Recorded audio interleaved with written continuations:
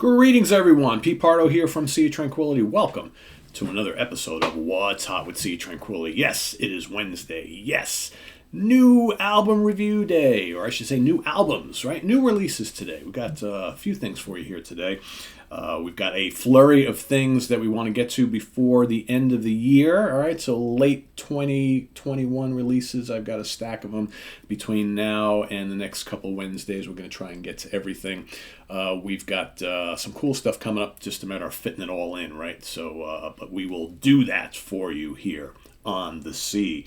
Today, the 11th studio album from this very cool band, U.S., I guess you call them stoner metal band, Black Label Society, Doom Crew Inc., Zakk Wylde and Company. Of course, Zakk made a name for himself in Ozzy Osbourne's band for many, many years, but he's also had Black Label Society, or BLS for short, going for quite some time alongside his time in Ozzy. He's been pretty busy with both bands over the years, but yeah, 11 studio albums, hard to imagine. All right, so let's take a look at this digipack thing here we got. All right, and let's pull that booklet out. So you've got, there they are, Zakk and Crew. All right.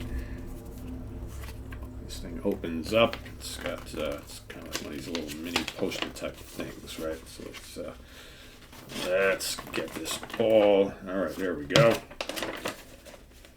The guys with their got their skeleton faces on. In the band, of course, we got Zakk Wylde on lead guitar and vocals. He also plays Hammond organ and piano. You've got also on guitar Dario Lorina. Right, I believe that's how he says his name. Yep.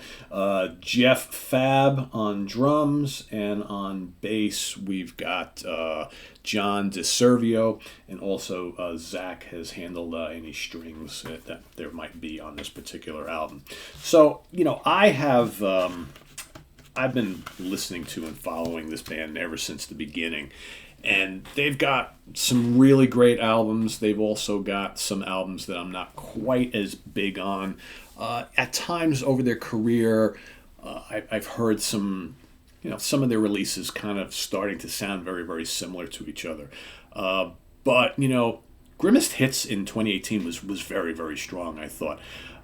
To me, it seems like since Zakk has kind of cleaned up his act a little bit, and, you know, done a good job of battling some of his demons, because he's had some issues with alcohol over his life. I think he's very focused now, and I'm finding lots more variety and things to like on their albums, I should say, not his, but he is the main driving force of the band. And this one is no exception. I think what I started to get a little kind of, not annoyed, but kind of like a little turned off by some of the Black Label Societies. There was like a formula in every album, you know, these big, crunchy, doomy, riffy songs with pinch harmonics all over the place. And, you know, after a while, it's like, that's cool, and I love that. But it's like, after a while, it's like, all right, give us something else, right? So Grimmest Hits, I thought, was the step in the right direction of doing that. And now here with Doom Crew Inc., and just like the title says, Doom Crew, this is a really cool album that has plenty of Doom tracks, which I'm a big fan of Doom metal. I readily admit it.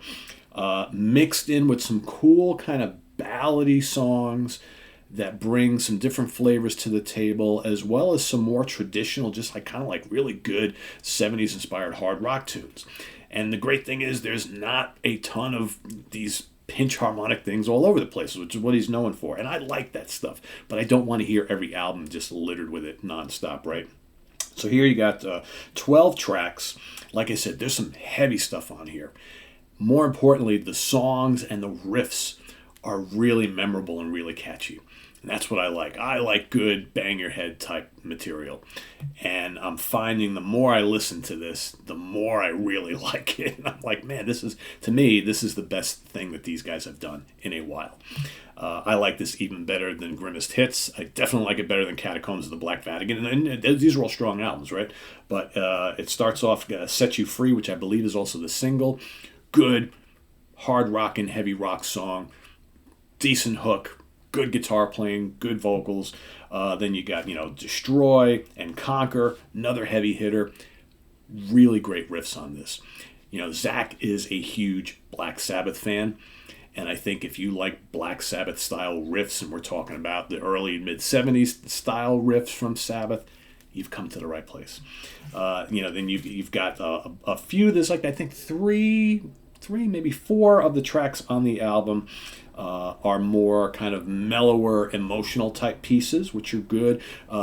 He's got strings and piano and organ and things like that. More heartfelt vocals, but still some scorching guitar solos and some riffs here and there. You got You Made Me Want to Live. It's interesting how in the back they've got all the tracks. You got to kind of follow along here. Forever and a Day. End of Days, very cool song. Ruins is absolutely spectacular. Ruins has some killer foot stomping brontosaurus riffing, and I absolutely love it. I mean, I've always loved Zach's ability to create big, Herculean, doomy riffs, and there are so many of them on here. There's also a lot of really good kind of like twin guitar solo trade-offs at times, and really scorching solos overall. I mean, if you're a guitar fan, you just love good, heavy rock guitar music, you've come to the right place. Where did I leave off here? Ruins. What else? Forsaken, another cool song. Love Rain Down is strong. Gospel of Lies. The back end of the album is really heavy. Gospel of Lies is great. Shelter Me, very good emotional song. Gather All My Sins is absolutely crushing. And then Farewell Ballad to end it all off in.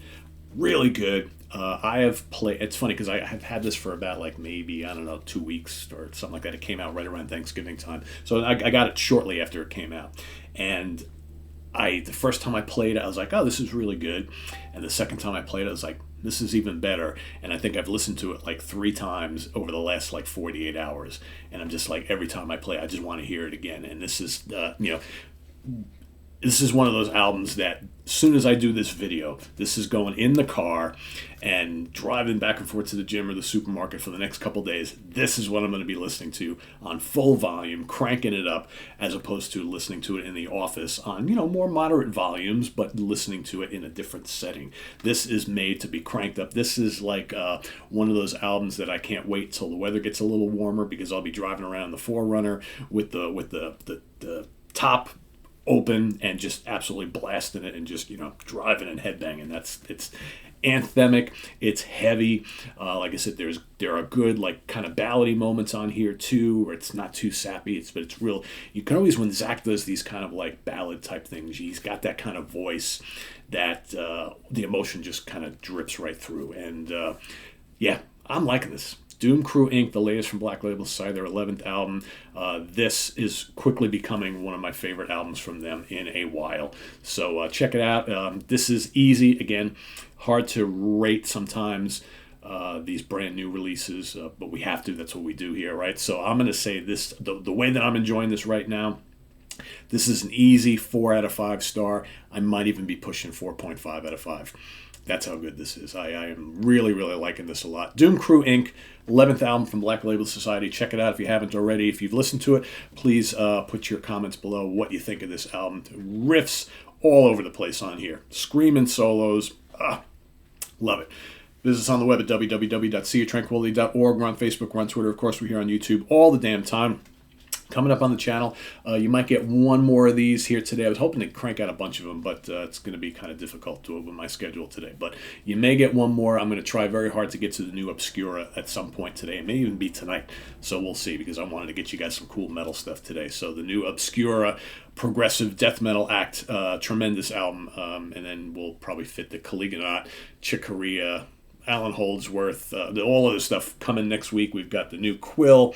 We've got, what else? Man, so much. Carmine Appice and Fernando Perdomo we got. Want to get to that. The new Ballad, Progressive Souls Collective, the new Ross Jennings from Haken. I mean, the new Altezia. We've got, I got a stack of stuff that I want to get to between now and the end of the year. And the end of the year is fastly approaching. So that's all coming up. Also here on the channel, we've got the Monsters Den happening tomorrow. We've had to, just so everybody knows, I know a lot of people have been anticipating our favorite modern horror films post 2000. We've been talking about that for a few weeks.